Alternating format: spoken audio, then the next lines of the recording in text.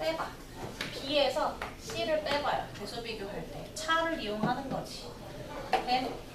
그럼 얘네들이 뺄 거니까 2로 묶어. 그럼 로그 A의 B 빼기 로그 B의 A잖아. 맞아? 네.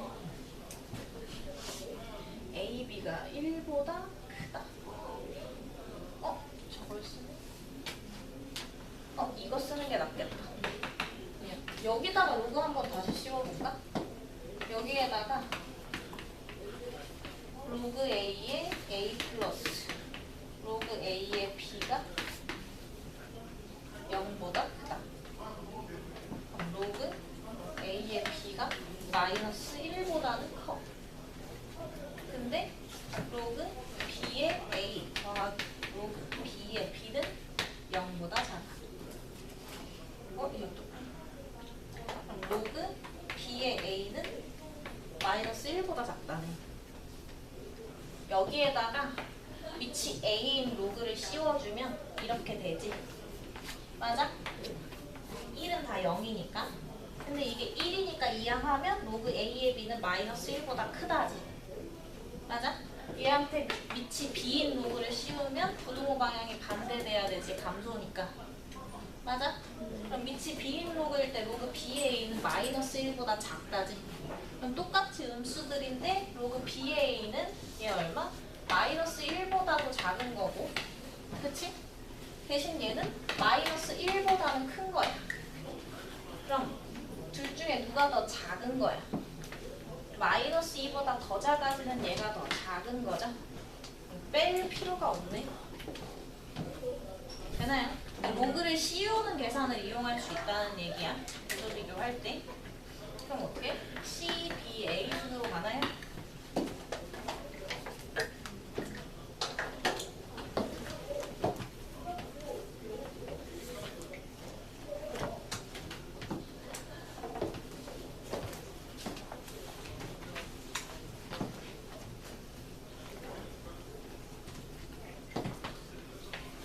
정리하고 넘어갈게요.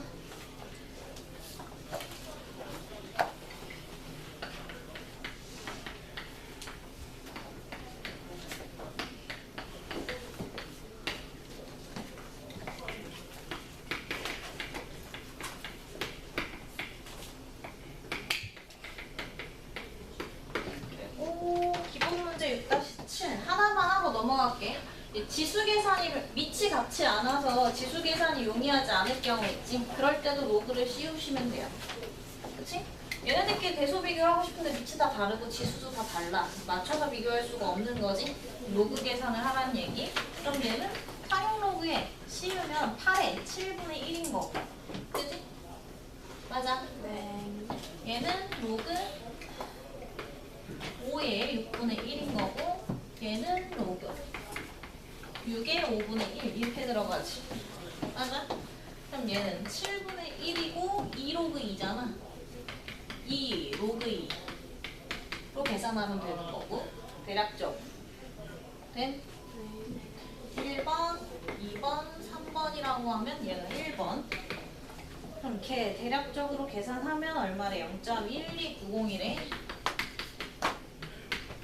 두 번째 거는 6분의 1 앞으로 빼고 로그 5는 2분의 10이지. 맞아? 6분의 1 앞으로 빼고 1 마이너스 로그 2로 바꾸면 되죠? 왜? 어디? 미안해. 2의 3제곱이죠? 로그 2. 3로그 2. 1 마이너스 0.301명 계산해서 대략적인 값만 구하시면 돼요. 이게 얼마래? 0.1165. 계산은 좀 생략할게. 식 바꾸는 것만. 얘도 3번은 5분의 1 앞으로 빼고 로그 2 더하기 로그 3이죠? 로그 6은 됨? 로그 2, 3 더할 거니까 0.301명 더하기 0.4771이지? 계산하면 대략적으로 나오니까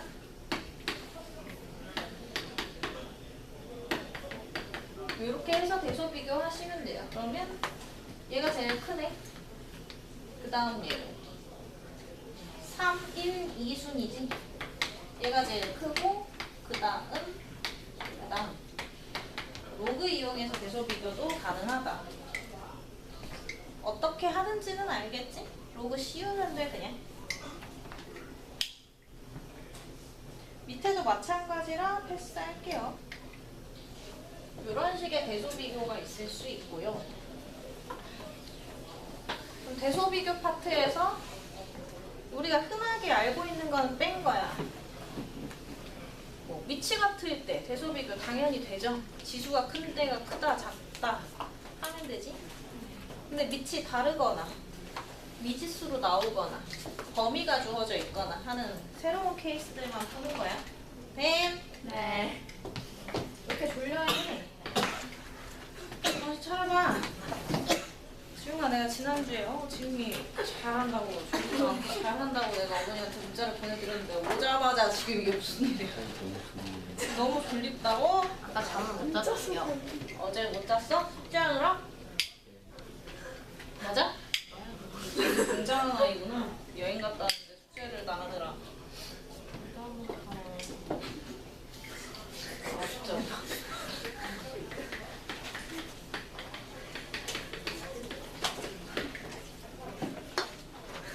A, B는 1이 아닌 양수고요.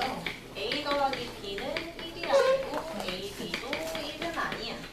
A, B, C의 배소를 비교하라고 하지. A는 지금 로그 A에 좀 바꿀게요. 역수 처리하고 밑과 진수 바꾸면 역수 처리되지. 로그 2의 A 더하기 로그 2의 B니까 로그 2의 AB라고 보일 수 있겠지. A 값은. 맞아? 네. 그 다음 B는 2 곱하기 로그 2의 A 플러스 B 마이너스 1 이렇게 볼 수 있지? 2의 로그 2의 2분의 A 플러스 B로 볼 수 있죠? 네. B는 그쵸? 밑과 진수 바꿔가지고 역수 처리하고 마이너스 1은 나누기 2랑 같은 거니까 2분의 A 플러스 B로 진수에 넣으면 되지? 됨? 네. 그리고 C가 너네는 일단 C는 식 처리하면 1 플러스 로그 2의 AB 마이너스 로그 2의 A 플러스 B라서 2 로그 2의 A 플러스 B분의 2AB 이렇게 되지. 근데 봐봐. 얘는 지금 뭐냐면 절대부등식을 이용하는 거야. 절대부등식에서 산술기하 부등식 배웠죠? 맞아? 네. 그러면 얘가 지금 2배 돼 있잖아. 맞니? 얘네들 다 2분의 1로 나눠. A도 2분의 1, B도 2분의 1, C도 2분의 1로 나누잖아? 그럼 얘가 어떻게 2분의 1 붙는 거니까 루트 AB로 바뀌죠? 맞아? 얘도 2분의 1 붙는 거니까 로그 2에 2분의 A 플러스 B지? 얘도 2분의 1 붙는 거니까 로그 2에 A 플러스 B분의 2AB지? 맞니? 그러면 이거 얘랑 얘 관계는 뭐야? 위치 같을 때 진수 자리 하나는 산수의 평균, 하나는 기하 평균이지? 그러면 항상 산수의 평균이 기하 평균 이상이다가 절대 부등식이었지? 항상 성립하는 부등식이었지? 그러니까 볼 것도 없이 누가? B가 A 이상이다라고 잡을 수 있는 거야. 돼? 근데 C는 뭐냐면 이 교과 과정에서 빠져가지고 쌤 안 했는데 조합 평균이라고 하는 애거든? 얘가 그냥 꼴찌야. 알고만 있으세요.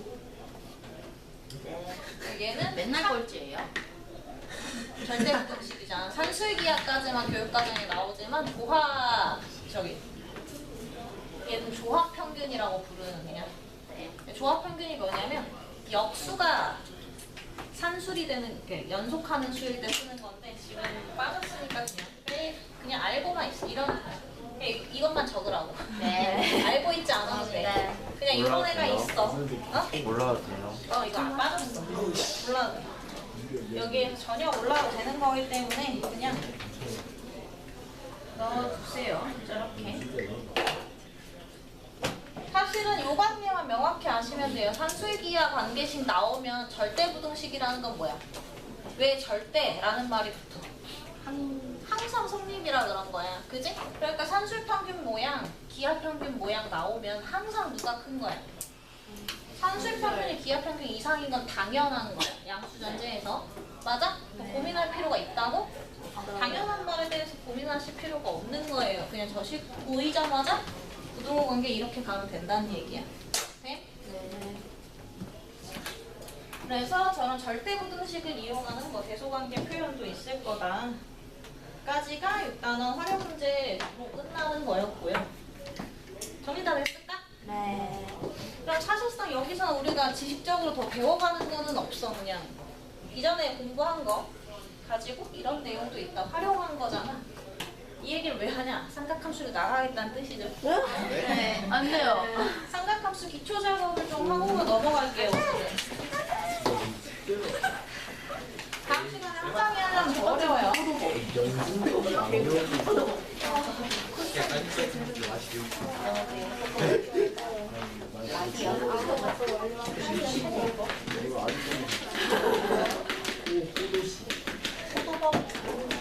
자, 일단은 삼각함수가 뭐냐면 삼각 B 가지고 함수 만드는 거예요. 그지? 그러니까 삼각 B 모양으로 생긴 함수를 삼각함수라고 하는 거지. y는 sin x 이런 식으로 가요. 그럼 얘를 sin 함수, y는 cosine x 이런 식으로 하는 게 코사인 함수, y는 탄젠트 함수, x 이렇게 해서 이렇게 생긴 애를 탄젠트 함수라고 부를 거예요. 세 가지를 다 합쳐서 삼각함수라고 하는 거지.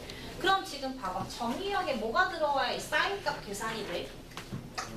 각도. 그렇지. 각도가 들어와야 그거에 따른 값을 계산을 할 거잖아. 근데 우리가 각도를 가지고 각도는 단위가 이제 1도 이렇게 있는 거지. 네. 그지? 그럼 이 1이 실수일까? 1도가?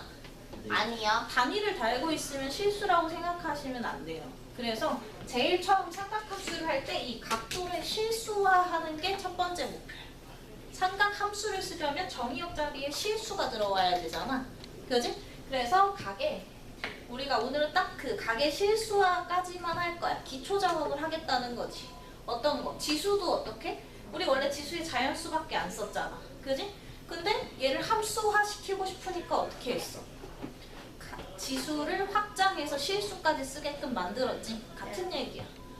각도를 실수화해야 각도에 따른 결과물이 나오는 함수 관계를 만들 거지. 그래서 각의 실수화가 첫 번째로 이루어져야 한다. 그 각을 실수화하는 데에는 두 가지 과정이 있어요.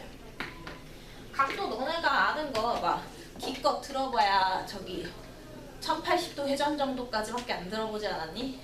뭐예요? 그게 무슨 얘기냐면 실수는 무한의 개념이야. 실수는 뭐라고? 무한의 무한이라고. 근데 우리가 각도 쓰는 거 해봐야 기껏 해봐야 1080도 정도 들어본 거 아니냐? 회전도도 들어본 1080도 안 들어봤어 너네? 웹툰 안 봐? 막 거기서 3단 날라차기 한다고 그러지 않아? 안 들어봤어? 세 바퀴 돈다 이렇게 해가지고 300 너 정말 360도 변화했구나 이런 얘기 안 들어봤어? 안 변한 거. 안 변한 거지. 제자리로 돌아왔으니까 180도. 그러니까 너네가 들어봐야 1080도 정도까지나 들어보지 얼마나 들어봤냐잖아. 근데 실수는 어째야 돼? 끝이 있으면 돼야 돼. 안 돼요. 끝이 없어야 된다는 거야. 네. 그러니까 그게 뭐냐? 회전의 개념을 넣는 거예요. 두 가지 관점을 할 건데 일반각이랑 호도법이라는 걸 할 거야. 일단 각의 범위를 무한대로 늘려주는 거야. 우리가 쓰던 거는 무슨 각밖에 없어. 여기서부터 세 가지고 각도기는 반달 모양까지밖에 안 나온단 말이지. 네. 기껏 해봐야 360도, 두 바퀴 돌면 720도 이렇게 가는 거잖아. 그거를 실제 체계화 시켜서 회전을 넣을 거야. 일반 각에는 두 가지가 있어요. 방향과 회전성에 대한 얘기를 하는 거지. 방향은 실수에는 양의 방향과 음의 방향이 있는데 각도에 양의 방향과 음의 방향이 있다고 배웠어? 아니요. 안 배웠잖아. 근데 있다고 배울 거예요 이제. 그러면 우리가 원래 일반적으로 세던 방향이 뭐겠어? 양의 방향이죠. 일반적으로 하던 게. 그럼 그 반대 방향을 뭐라고 보겠다? 음의 방향으로 보겠다는 얘기지. 그럼 이제 각에 부호가 생겼네? 맞아요? 양의 방향으로 음의 방향으로 확장시키는 거야. 네? 그리고 회전은 뭐예요? 원래 내가 끽 하고 세봐야 360도밖에 몰랐는데 거기서 한 바퀴 더 돌려. 그럼 몇 도까지 확장이 되겠어? 720도까지 확장되겠네. 한 바퀴 더 돌리면 1080도. 한 바퀴 더 돌리면 여기서부터 계산이 필요하지. 어쨌든 그게 무슨 얘기야? 회전을 넣는 순간 각이 무한까지 늘어나는 거지. 맞아? 회전을 넣는 순간 각이 무한대까지 늘어나는 거야. 자, 방향은 우리가 원래 세던 방향이 양의 방향, 그지? 그 반대 방향이 뭐인 거라고? 음의 방향. 그럼 이제부터 마이너스 30도 이런 애가 있다는 얘기야. 그러면 어떻게? 좌표 평면에서 일반적으로 x축의 양의 방향을 시초선, 시작선이라고 하는 거지. 시초선이라고 불러요. 거기서 위로 올리는 게 우리가 일반적으로 각을 재던 방식이지. 그 반대 방향이 뭐라고? 음의 방향인 거니까 마이너스 30도는 대략 요 정도라는 얘기야. 돼? 이렇게 재면 된다는 얘기지. 그리고 회전을 넣는다는 얘기는 우리가 360도 정도까지밖에 안 쟀지만 앞으로 더 재도 돼.